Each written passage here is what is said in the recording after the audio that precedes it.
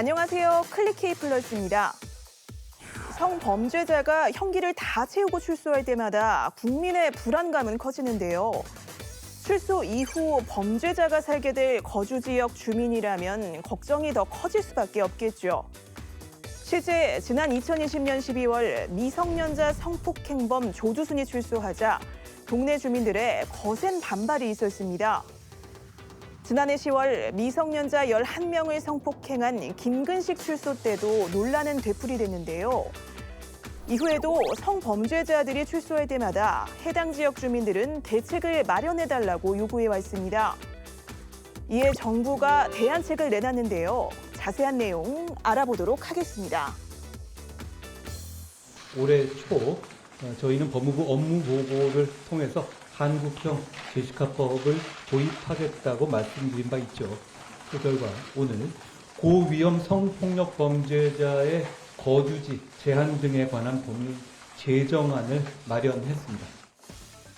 정부가 고위험 성범죄자 거주지를 제한하는 이른바 한국형 제시카법을 입법 예고했습니다. 제시카법은 2005년 미국에서 이웃에 의해 성폭행당하고 살해된 소녀의 이름을 따서 만든 법인데요.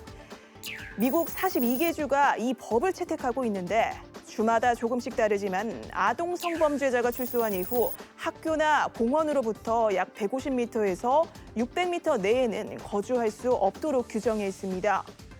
미국의 제시카법을 우리식으로 바꿔 법을 만들겠다는 건데요. 고위험 성범죄자가 출소해도 자유롭게 거주지를 선택하는 걸 막고 국가가 정한 시설에서만 살도록 강제하는 게 주된 내용입니다.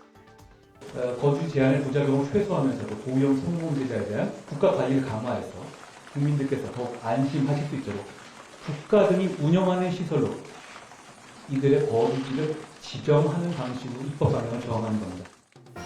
13살 미만 아동을 대상으로 했거나 3차례 이상 성폭력 범죄를 저질러 10년 이상 징역형을 선고받고 전자발찌를 찬 이들이 대상인데요.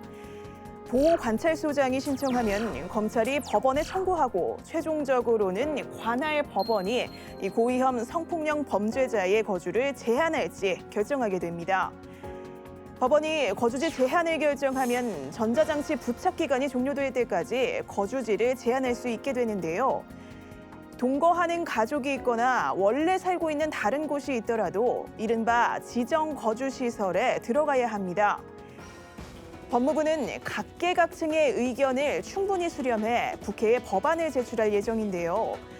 이 법안이 국회를 통과하면 지난해 말 기준 교정시설을 출소한 뒤 전자장치를 부착하고 있는 강력 성범죄자 325명이 거주 제한 검토 대상이 되고요.